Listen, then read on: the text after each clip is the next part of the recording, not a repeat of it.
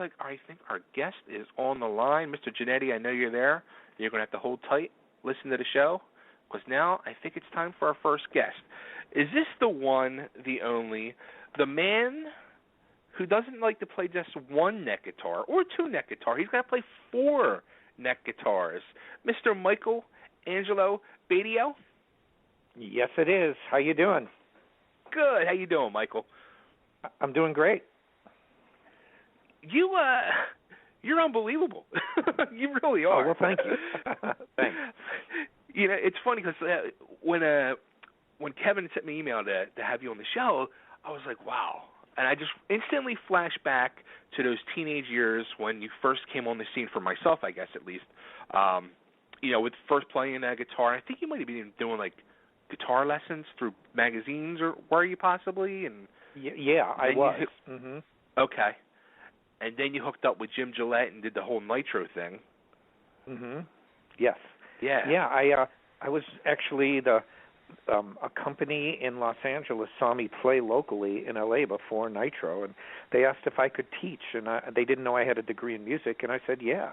And I got to do a video called a Starlix video, and at that time, star meant rock star, you know, the biggest stars. I mean, even Tony Iommi did a Starlix video, and so Steve Lukather, and you know, just but mine, it turned out, hindsight being 2020, I did the very first shred, quote unquote shred guitar video ever, and so it kind of, I won't say I started the whole thing, but my techniques did. It, you know, it was their number one bestseller, and I was unknown at the time. It was really cool.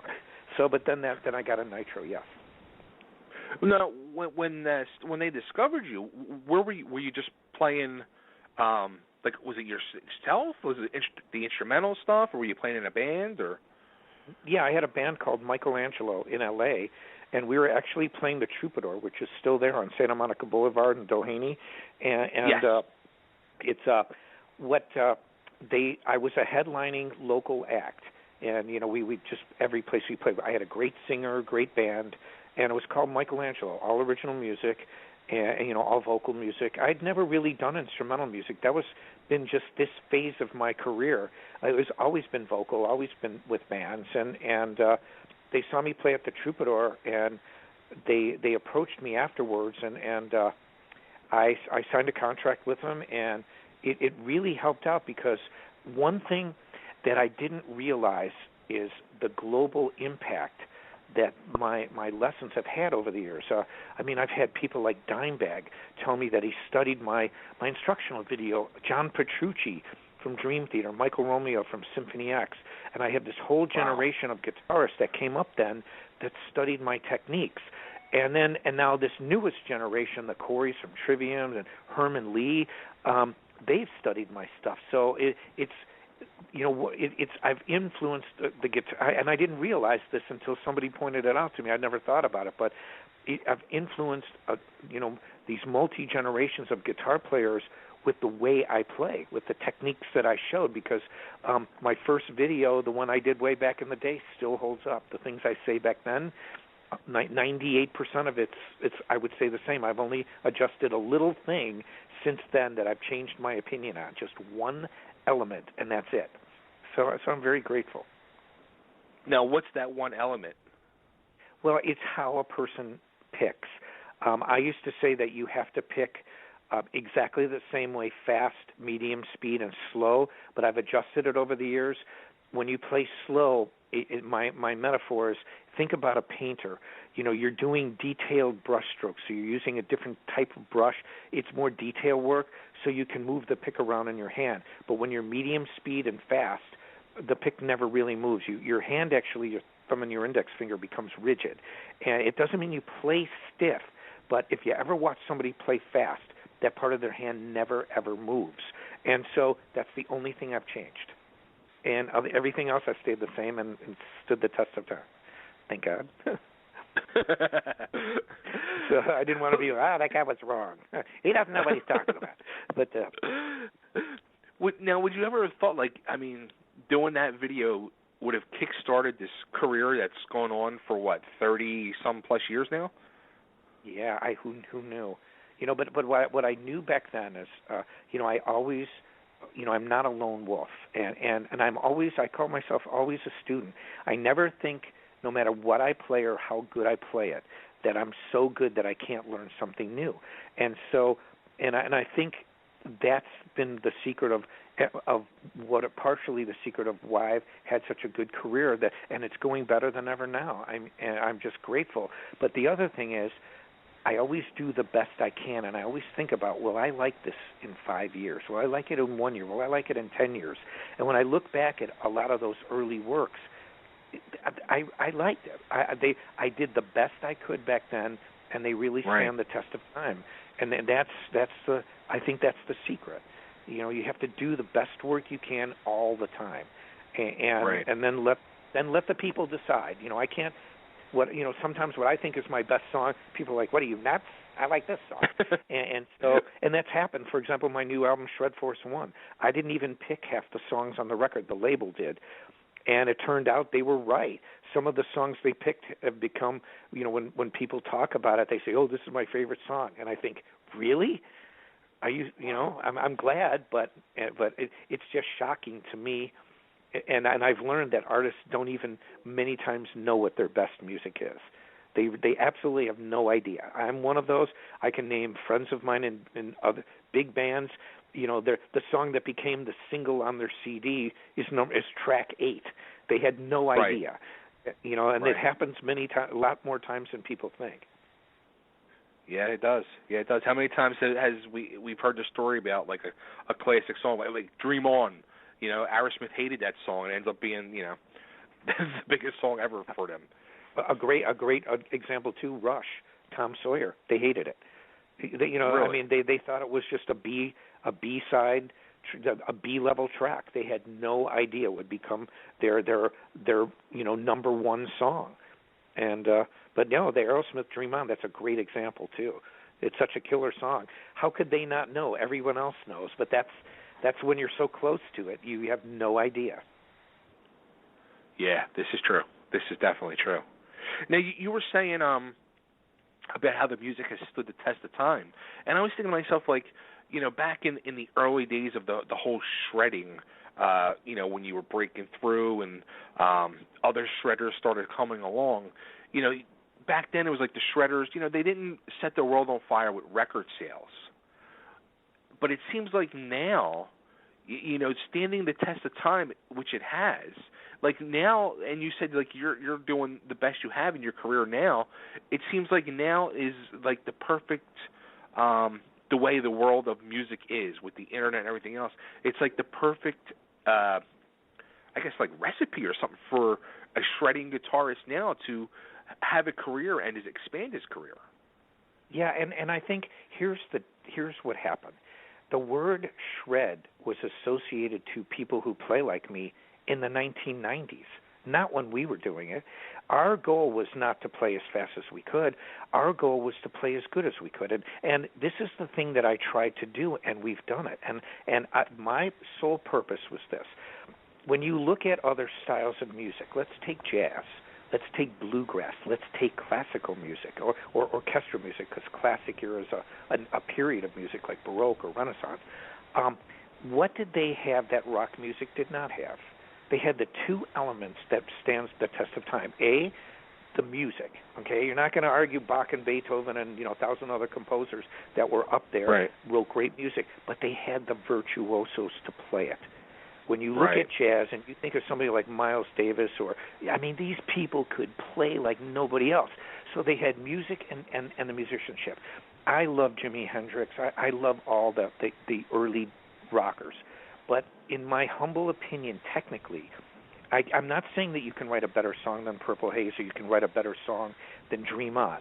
But I think you could play guitar at a level. I always thought rock music should have the level of playing that you were the first violinist in a symphony orchestra. And that's the way I approach guitar. I said that, why and what did we do today? All of a sudden, my video came out. It was unlike any other video that had ever been out for guitar. I mean, Tony Iommi is showing Iron Man. I'm showing arpeggios, alternate picking. I mean, like high-tech guitar for the very first time on a video that someone could see it. And then what do we have today? The youngest generation of musicians in rock are ripping. And see, shred is a word that, critics always like to cut down people who play quickly. Franz Liszt in the 1800s. I can go on and on. This is not anything new. It's the same old story. It's the reinvention of the wheel every decade. There's always a critic, this is too fast, and then we never remember the critic's name, but all of a sudden the people they criticize, like the Beatles, the Rolling Stones, Elvis, Franz Liszt, and it goes on and on and on for centuries, they're still here. Their music still lives on. So, but what we've done and what I tried to do, and I've succeeded, and I'm not the only person, rock music has both now. We have the greatest songs, and we have players that are just awesome. And that's what I think will make the music stand the test of time. Like, for example, a lot of young kids now try to sing a Led Zeppelin song. It's not easy. And so I see a lot of young people, they'll study opera, they'll study jazz, and they'll try to learn rock songs because it's not easy to sing that. But that's really what I tried to do. And it's not taking having it so it's only about guys coming to an audience that like guitar playing, or or women that like guitar. It's just the music's always been there in rock, but I thought it was lacking that area that all the other great styles of music had, and now we have it. And so that's and it's only my humble opinion. So I'm not saying that Joe Perry's a bad guitar player. He's a great rock guitarist, or Keith Richards. I just didn't want to. I love their music, but I didn't want to play guitar like them. I learned what they did. I wanted to play a different way, and so that's what I did. But then they started calling it shred in the 1990s. And I thought, wow, that's a weird name for these, because we used to say, yeah, dude, shreds, man. But I mean, we would say it could be about a drummer, it could be about a keyboard player. They happened to say it about guitar playing. So, You actually started out when you were a young child playing piano, correct? That's right. Mm-hmm. Now, do you actually, can you play a piano like as fast as guitar? You know what I mean? Well, at one point when I was in college, my piano teacher said I could be a concert pianist, and I was really, really good at it. And I don't want to sound arrogant, because I never take what I do in music for granted. I love what I do, and I'm grateful. I have the career I have, but I was really good at it. And what I thought was, and I still think so today, that in metal and the music that I play, I just like playing guitar more. And so I put the majority of my effort in guitar, and I keep up my skill on piano and keys to where when I need it, I have it. Like I'll pull out the Bach Sinfonias and the two-part inventions, and I'll practice up, brush up on things. So can I play quite as fast on piano as guitar? Maybe some things, arpeggios, single notes like I play on guitar, probably not, but I'm still really fast. And but I always play keys on my own albums, and I enjoy it. I play enough now where it serves its purpose. It's my second instrument. Right. Cool. Now, I also saw Tom Morello was one of your students. Yes. Yeah. In fact, when I used to teach guitar, I don't teach privately. From the first instructional video that I did, the Starlix one that I mentioned, I've never taught privately since then. But yeah, Tom was my student, and he told me that it was a musical epiphany, and he said it in one of the major guitar magazines. He said he had speeditis, and really what I find a lot of guitar players can't do, they can't coordinate both their hands. One or the other, or both, are not in sync together. And it's kind of like when you watch a drummer. When you want to hear timing from a drummer, you don't listen to their feet. You listen to the hi-hat, because if their hi-hat is off, their groove is off. That's where the timing comes from. And I know that just from session work. But yeah, Tom told me that I was able to put both hands in to make them sync up, synchronization. And he told me that when he taught guitar a little bit later, that he used all the things that I gave him to teach his students. Because and it's never. It was really cool. Yeah, so I've had some really famous students. Now, so I'm very did you fortunate. know, like when Rage Against the Machine comes out, about Tom? Did you just did you know that was Tom that you had taught? Or?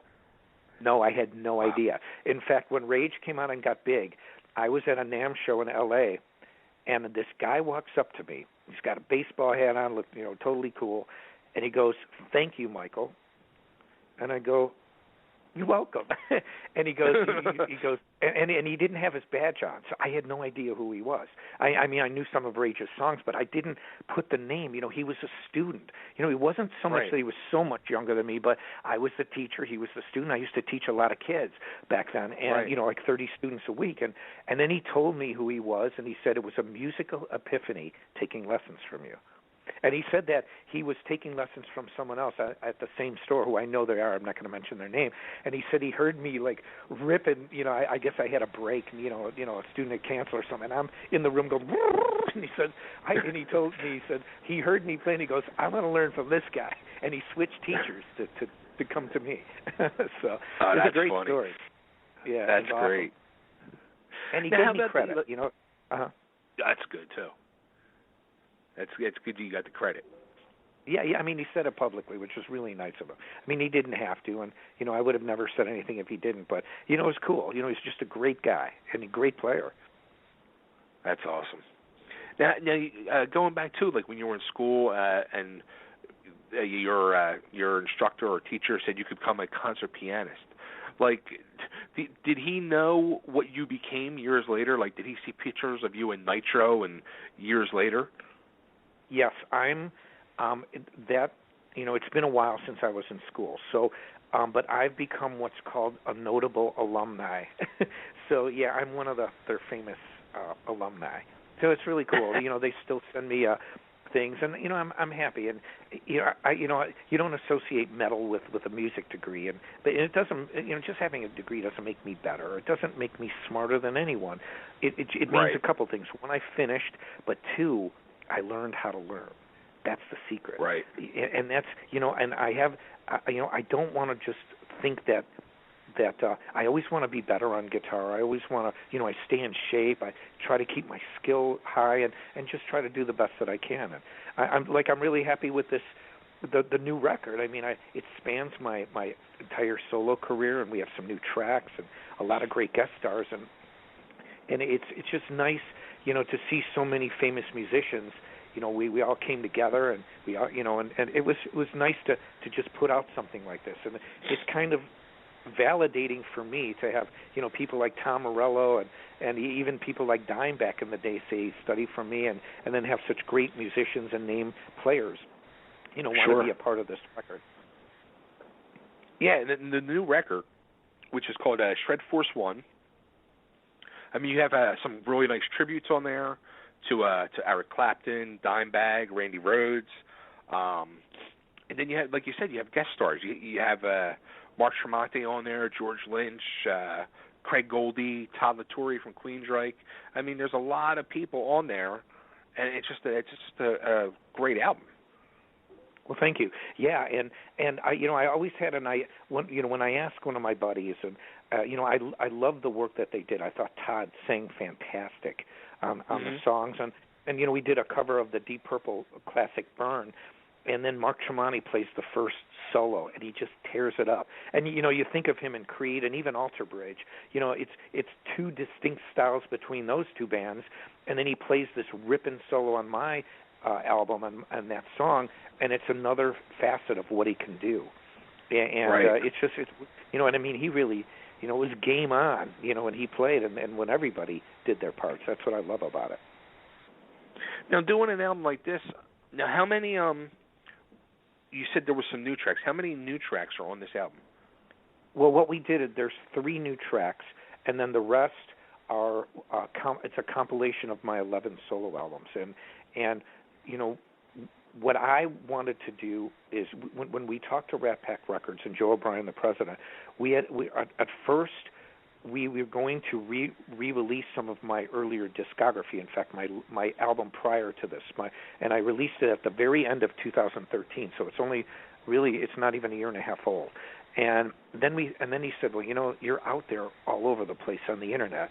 Let's do, have you ever done the Mikey's Greatest Hits or an Essential MAB album? And I said no. And so we thought this was the perfect time.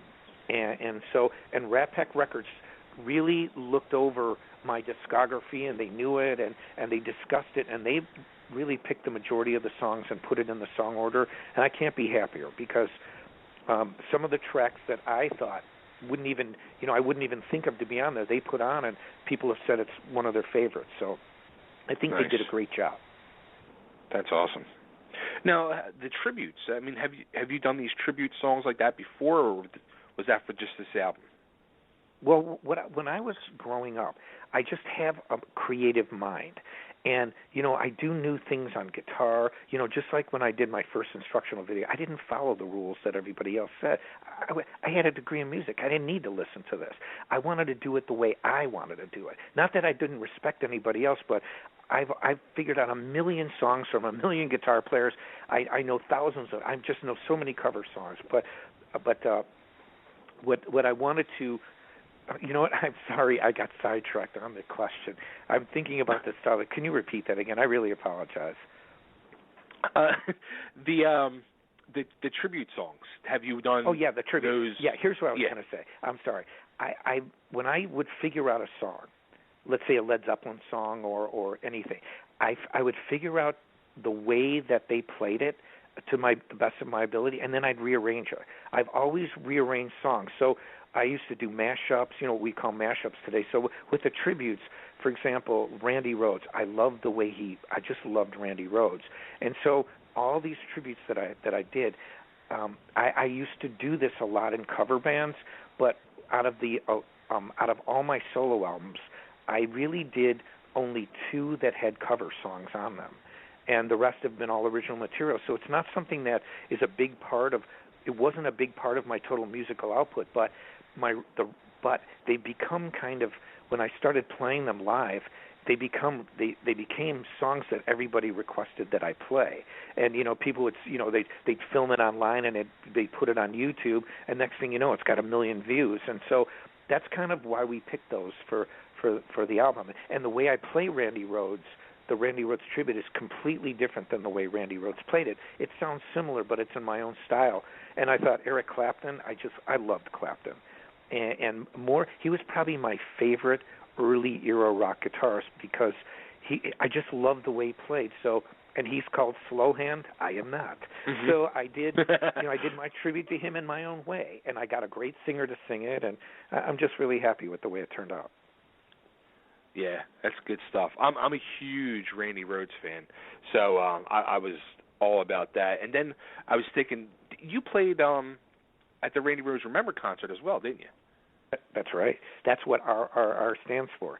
We remember Randy Rhoads. And not only that, but there's a movie that they filmed. It was Dakota Films, and it never saw the light of day, but I was asked to be in it because the way I approach Randy Rhoads is out of respect. I want to honor his memory and his music, but I'm not going to play Randy Rhoads better than Randy Rhoads could play Randy Rhoads. So I can play my version of Randy Rhoads, and I've played this for his sister Kathy, his brother Kelly, and so they know me. I know them personally, and the Rhoads family really likes my interpretation of it because it's different. Nice. It's not. I'm not trying to be a tribute band to Randy.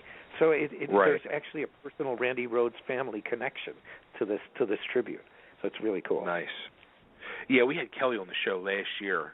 He's a great guy. A great guy. Now they're doing a tour too. Are you going out on that tour with them, or? No, I know Brian Tichy really well, the drummer, and when we did it in L.A., it was Rudy Sarzo on bass, Brian on drums, me on guitar. But my tour schedule is always immense, and I always do 100 shows around the planet every year. I'm up to 58 countries now. I've already done.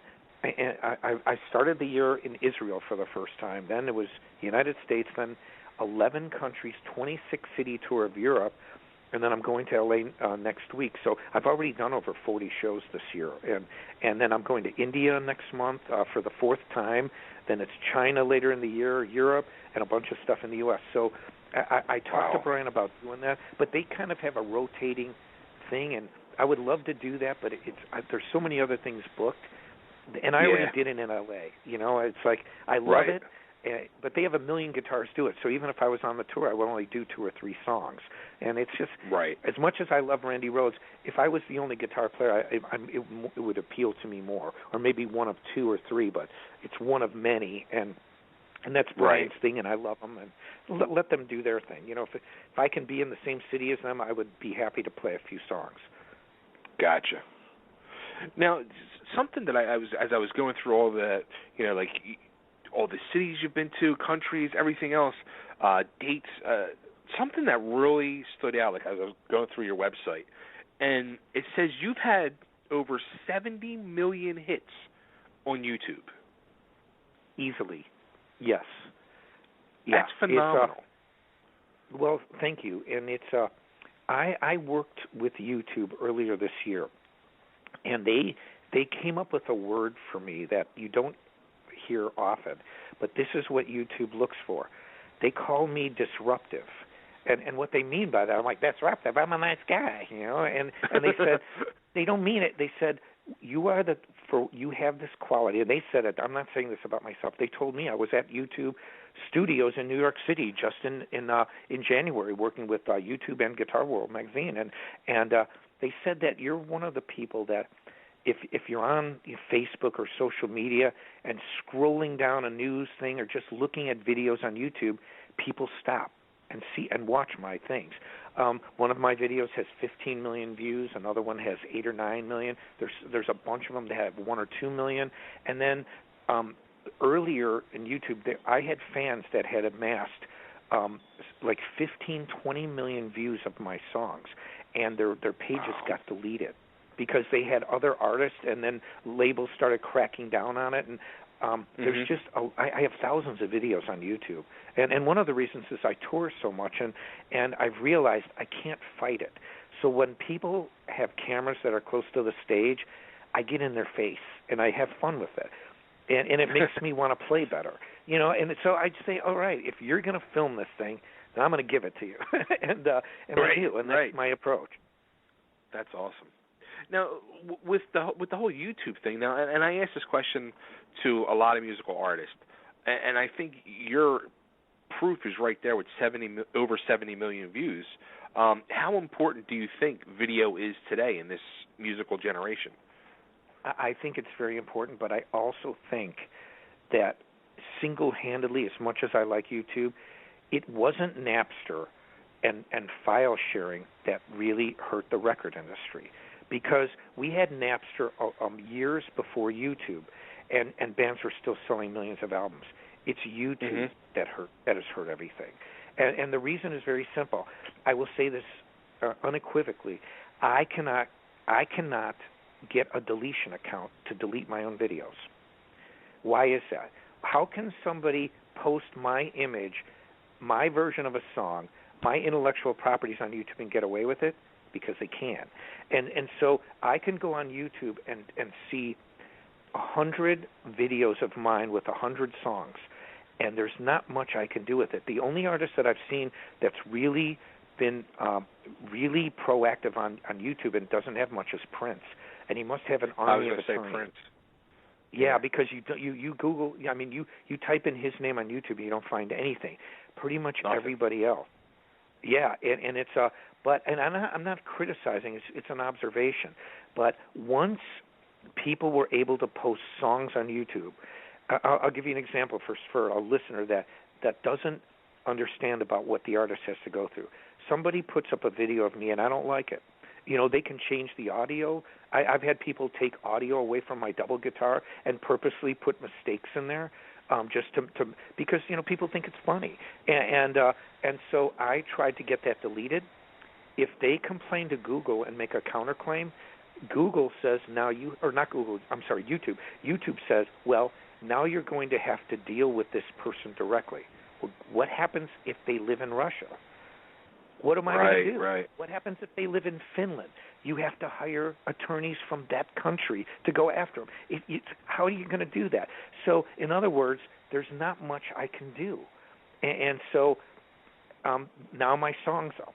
And now there's, you know, and then, so it's that's, you know, looking back, and the dividing where it really hurt the music industry and entertainment was when YouTube had that kind of power where a person can put up any artist's song and pretty much keep it up there if they want to do counterclaims, and because that's when YouTube says, well, fine, and it's something that a lot of people don't know, but it's something that's really, it's something that I just don't have that much control over, and that's the scary part. That's the one thing I really don't understand about YouTube is how so many people put up, they don't even just put songs up anymore. They're putting full albums up. How can they do that? I don't understand. Well, I know, me neither. And then what we tried to do too is my agent would, we had so many videos up at one point, and this is early in the YouTube days.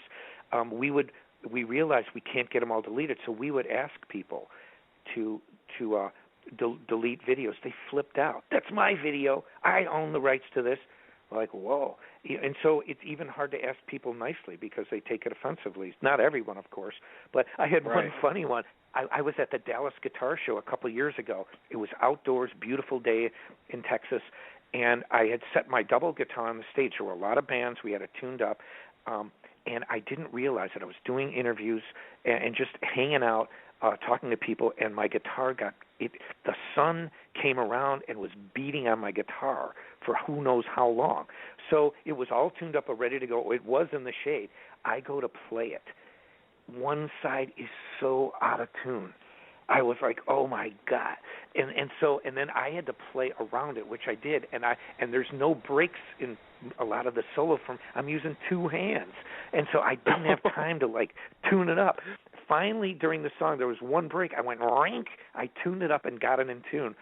Somebody posted online, and I'm getting slammed mercilessly. He doesn't even know how to tune a guitar. La la la la la la la. Everybody comes out, and I asked the guy to remove the video. We did. My agent. The guy freaked. That's my video. Then he calls. Angelo Batio is this. Every name in the book. He wouldn't delete it, and finally, we kept saying, look, come on. He only put it private. It's only he would not delete it. But at least we got that one. We got one now. And it's how do you tell people? What am I going to do? Go on there and comment? It's just that's what happens sometimes. But at least he was nice enough to delete it. But it was funny. I look back, I go, but it wasn't funny when I was playing it. It was in tune and perfectly. I'm a tuning fanatic. And when it was way out, it's almost like somebody purposely did it. It was so far out, but I don't believe someone did. It was on stage. I think the sun hit it, and that happens. So it's funny. Now, speaking of the double guitar, you've had one put in the Rock and Roll Hall of Fame, I heard. That's right. Yeah, 2012 in February. Yes, it was. I wanted to be different on guitar, and just like the way I perceive my career, it's not that I purposely try to do things other people don't, but I just have a creative mind, and I learn what other people do, and I take what I like, and then I try to make it my own, and I come up with my own ideas. But with my double guitar, I've had Steve Vai do a version, give me credit. I've had Jack Black and use it in The Pick of Destiny, Tenacious D, and they gave me credit for it. I've been in Kia, different TV commercials. It's been used all over the planet. There's a beautiful woman in a vodka commercial overseas. It's become this guitar that somebody else showed me another commercial. The Colbert Report. He said I have a degree in quantum shred physics, and so my double guitar has been in a lot of places. It's in a dance video now, and like this modern groove. And what happened was the Rock and Roll Hall of Fame was doing an exhibit out of innovative artists who have done really innovative things and who are still here. It was this whole exhibit they were putting on, and they contacted my agent and said that they acknowledge that I'm the inventor of the double, and they'd like one to be put on permanent display in their museum. I was freaked out. I was honored. It was and we did the ceremony. It was really nice. It was great. Wow, that's awesome. Yeah, thank you. Do you think that's been or maybe the high point of your career? it's one of them. I mean, yes, because it's when people ask, well, why do you do something like that? It's really only for my live shows. It's my encore, and my thinking, it's the same thing as Hendrix smashing a guitar or somebody doing something on stage that adds to the excitement of the show. But right. I never expected it to be an instrument that you play like a regular guitar. It was a specialty one built just for me, and it was my calling card, my signature trademark. But enough famous people, and that's what the Rock and Roll Hall of Fame said. Look, you've had some serious people use this instrument. This isn't just and then there's Mikey clones around the world, trying using the double guitar and posing like me. It's become on the back of my signature guitars. It's a silhouette of me holding the double, and it's become right. my worldwide trademark. So that's what the Rock Hall of Fame saw, and I'm very grateful. But yeah, you're right. It's one of the top few highlights in my entire life, in my entire musical career. That's awesome. That really is. Thank you. Now, a question about the music in general. Like, the one thing I always wondered, when you're doing like the instrumental songs, mm-hmm. and you're playing that, that lead, like, and it's basically like the lead vocalist, where the melody line would go, where they'd be singing. I always say to myself, like, when they're playing that, like, do they have like lyrics in their head for that song? Like, are they singing to, you know what I mean? Like, was there lyrics actually for the song and they just didn't put them in? Do they, you know what I mean? Yeah, that's a great question. I will say, I learned that there's every way you can possibly imagine to write a song. That's a way you can write a song. There are no rules. Now, there are guidelines if you want to write a simple song, verse, chorus, verse. It's called binary form, A-A-B-A. They assign letters. If you have a bridge, A-A-B, that's a three-part song already, A-A-B with a C section in there. And so when I write songs, sometimes I do have lyrics to them. And I'm actually a good lyricist, and I'm a pretty good vocalist. And I was signed to 2 major labels, and I wrote all the songs on all my major label albums with the singer, every one. So I'm capable of that. But I found with instrumental music, and again, instrumental is something I started later. It's not something I originally fell into. I was always in vocal bands, but yeah, I kind of think of that melody as the guitar is the melody. Some songs I have lyrics to, but some songs I don't. Just the melody is the melody, and that's it. So the answer to your question is both. I have one of the songs called 2X Again.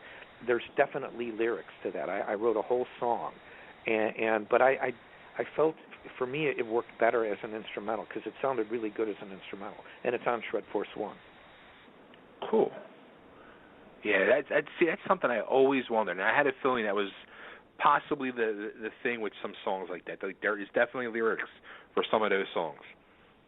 Yes, yeah, and my next album, I don't want to think too far ahead, but I'm always writing. It's probably going to be a majority of the record using vocals. I'm just in that phase again. Having people like Todd sing on this album, and it was so much fun working with a great singer. And the opportunity is there for the next record to work with some really great people. So I think that's the direction. I can't say 100%, or maybe not every song, but probably the majority of the record will be vocals. Would you do something like Slash has done, or Carlos Santana, where it's all different vocalists on each song? That's an idea. I'm going to talk it over with Joe O'Brien and the guys at Rat Pack Records, and I tossed some ideas around. Yesterday, I asked what he saw, because I'm always writing and I have so many shows. I use my phone. I'll wake up in the middle of the night with an idea. I always have a guitar by me. I've got 150 guitars, and on the road in a hotel room, there's always a guitar. So I'll record song ideas. I had hundreds of song ideas for my last album. Hundreds. I forgot I even wrote a bunch of them. I forgot that I even. But it's fun because you listen back, and then Michael Amott from the band Arch Enemy, we were talking about this a couple of years ago. He goes, well, why do you record it? Why don't you video yourself doing it? He goes, because I know when I record it, I actually forget how I played it because he does the same thing. Right. And I said, you're right. And so sometimes I'll video too, if it's a weird thing, because then I don't have to refigure out my own part. I can see how I played it right away. So, but yeah, that's awesome. Couple more questions, and I'll let you go.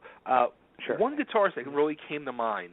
I was going to put a list of guitar players together and ask your opinion on them. But one that really came to mind that really stood out. I was thinking to myself, like, this guy, he was like always on the verge of shredding, but he was either held back or he didn't do it, and then he's really just, as of now, disappeared. And that's Vinnie Vincent. Mm-hmm. And so you're asking my opinion of Vinnie, or? Yeah, his playing. Well, I think he's a brilliant player, but more than that, he's a brilliant songwriter. In fact, if you look at Lick It Up, he wrote it. I mean, he resurrected Kiss's career because he was such a strong songwriter. But I think sometimes, and when you listen to the two Vinnie Vincent albums, because Bobby Rock, Vinnie Vincent's drummer, was my drummer, was our drummer in Nitro, and he played. Right. There's a couple songs he plays on Burn on the new album on Shred Force One. He's on a few songs, so I got first-hand accounts of Vinnie. And the one thing that I've kind of learned over the years is talent and early success are awesome things, but then after a while it becomes, can you work with people? And I think with Vinnie, I've never met him, but I know, but Bobby told me, how insane he was to work with even back in the day. And I think that Vinnie Vincent, you just don't hear much from him. He's like a recluse, or when you do hear something, it's really bizarre. And so I don't know. Do I like him? Yeah, I've got both Vinnie Vincent albums, and I love Bobby's playing, and I love his music and his songwriting capability. I just have no answer. I think maybe that falls under the category of maybe he's his own worst enemy. I just don't know. The guy's fallen off the planet, and then when he's resurrected, you hear some bizarre story about him. And we don't know if it's true or not. You never know. Yeah, you never know. That's true. Yeah, all right, but so I know some diehard Vinnie Vincent fans. Mm-hmm. Yeah, I thought of that, and I heard him on the radio yesterday on Hair Nation, and he's like been in my mind the last couple of days now because of that. And I was like, yeah, Vinnie Vincent. So, but all right, so the new album is out now, out as of this past Tuesday. It's called Shred Force One. We can go to Rat Pack Records site to get the album. CD. Is it available iTunes, I would imagine, or everywhere? Yeah, iTunes, Spotify. I mean, you name it, it's there. Stores. It's out all over the place. Cool, very cool. And you said you're always touring. A lot of tour dates coming up in the very near future, or? Yes, I said, I did over 40 shows. I have performed over 40 shows this year. In the next few months, there's sporadic dates, and then the tour kicks off again. I've got, right now, I'm going to be going to India for 7 shows at the end of May into June. I've got shows in Florida. I'm going to be in Los Angeles again next week. And then there's a month-long tour of Europe later in the year. There's a 5-week tour of the U.S. starting at September, a bunch of other shows in the U.S., throughout the summer, more like festival type things, and is not so much a long tour, but like a cluster of shows, and I like to tour like that too, where it's not so you're on the road for almost 5 weeks like I was in Europe. I mean, just straight like day after day, and then I'm going to China this year for the 12th time. So there's a lot of international touring and a lot of shows in the U.S. At least this is going to be a realistic estimate, another 60 to 70 shows that I'll play this year. Cool. Very cool. Any dates on the East Coast?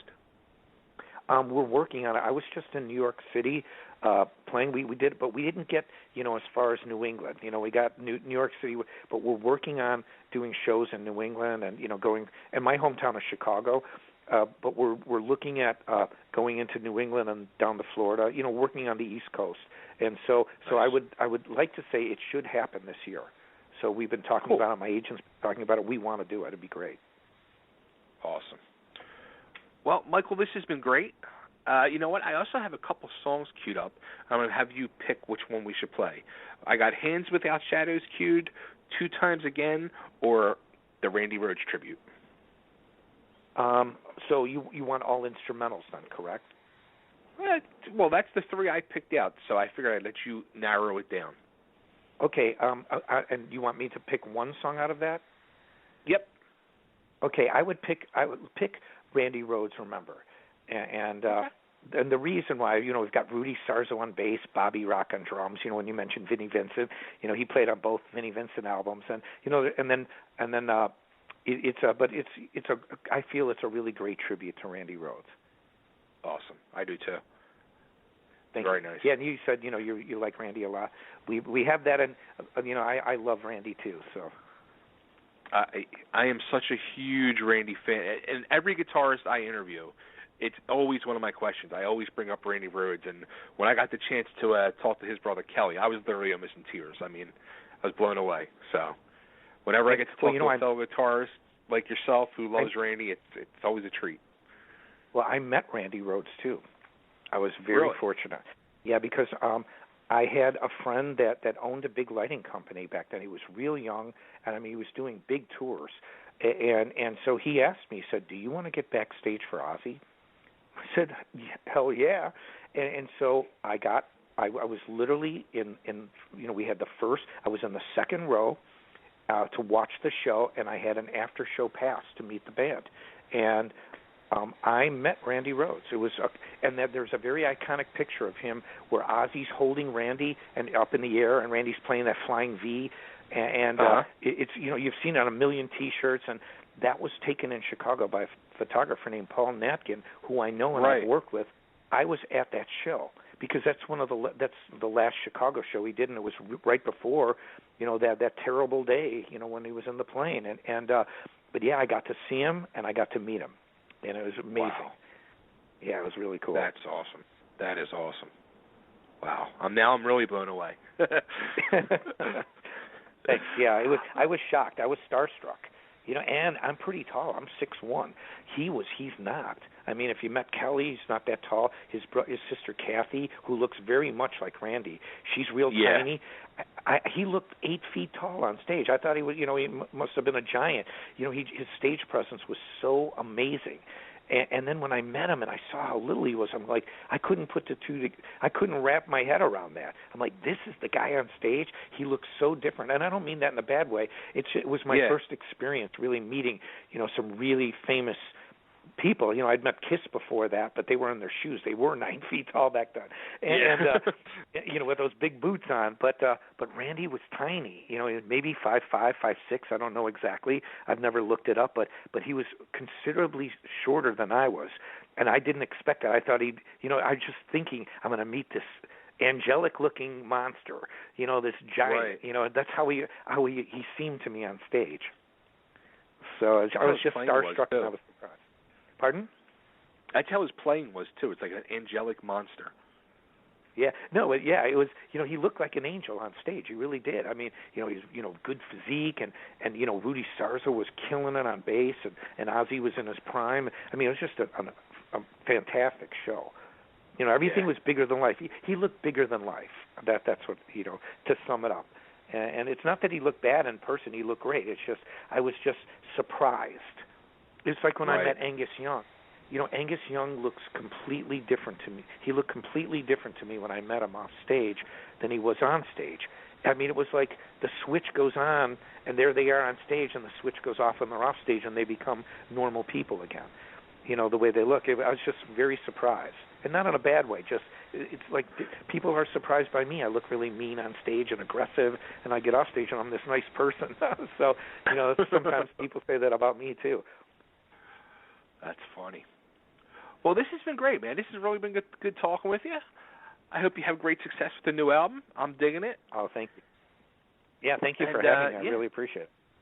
No, it's been great. It's been a great talk, great interview. A lot of fun. If I can just get you to cut an ID. Go ahead. Sure. No. I was going to say no. Okay, hang on. Yes, and what would you like me to say?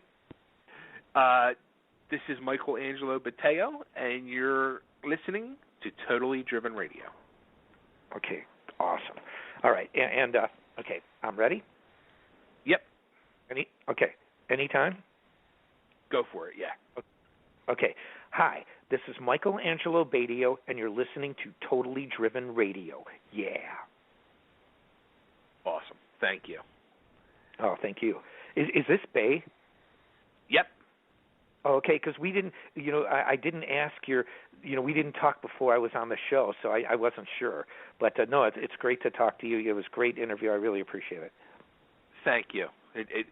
Likewise. Okay. And I hope you Thanks, get to come to Philly someday. Oh, you know what? I was in Philly earlier this year. We just played there like about a month and a half ago, and so when we come back, I'll my tour itinerary will be posted, and I'll tell Kevin and get everything out to you. Where did you play it'd be great in to Philly? see you. I can't remember. Where did you play? It was like a concert club, like a rock club. Shoot, I can't remember the name. I have to look on the tour itinerary. Huh. I'm sorry. So yeah, it's and then I've I've done clinics there too, but it hasn't been recently that I've done guitar clinics. But I'll look on the itinerary. I apologize. It wasn't That's in okay. the city. Yeah. Was it called? I'm not Odd Bodies. I can't remember. It was a cool place. I have to look at the itinerary to remember the place. I can picture the venue. I just can't remember the name. So I apologize. No problem. I'm curious now. I'm trying to figure out where it is then. Okay, if you can hang on, give me a second, and I'll tell you. Okay. I can. I've got my calendar. Okay, it was in March. Okay, the legendary Dobbs, Philadelphia, Pennsylvania. Oh, it was on South Street. Yeah, it was on Thursday night. So, and then we were in Baltimore after that, and then New York City was the last. Yeah, it's not a huge place, but it was on a Thursday night. Tiny. It was packed. It was great. It was really nice, especially for a Thursday night. I hadn't played Philly for a while, so that's where we came in, and then Friday was Baltimore, Saturday was New York City, and that was the end of that part of the tour. Cool. Yeah, that's the thing that killed. They're doing a lot of great shows down there now, and they're all on Thursday nights, and we're live on the air on Thursdays. So it's I get killed every week. Well, for us it was good because we wanted to play there, and I haven't been there for a while, so this is my first time in concert there for a few years. And like you said, it was Thursday night, so it was the perfect place, and we packed it. They want us to play there again. Probably we'll play at a different venue the next time we come around, but they were great. Cool. Yeah. Now let me ask you this about that place. How was the stage? Because I know the stage is so small there. Well, see, what I did on this tour, I have different configurations of what I do. And so I'll bring a band that's instrumental. When I toured Europe, I had a band with a vocalist. But I also do one-man shows, and I have multimedia screens. So we brought video screens in to all the shows. So the legendary Dobbs show and that part of the tour was me doing solo stuff. And it's a concert. It's not a clinic. And I have video behind me. I mean, it's really a well-done professional show. And I get to tell funny stories about just my rock and roll lifestyle, and but that's what we did. So the stage, for me, once they cleared off everything, it was big enough for me. But yeah, I know what you mean. I mean, we had several bands support us, and they didn't have a lot of room. So right. But for me, it was fun. Cool. All right, cool. Again, Michael, thank you so much. Okay, well, thank you. And yes? Yeah, I hope to talk to you again soon. Sounds good. Thanks, babe. Talk to you later. Thanks. Take care. Bye. All right, everybody, there he goes. The one, the only, Michael Angelo Batio. Dude, you know what I noticed about some of these guys? The guys that have had these lifelong careers, the ones that that they're still actively going and they don't even notice that things have slowed down. They're all how do I explain it? They're all students of music. They're not just musicians. Does that make sense? Yeah, absolutely. Yeah.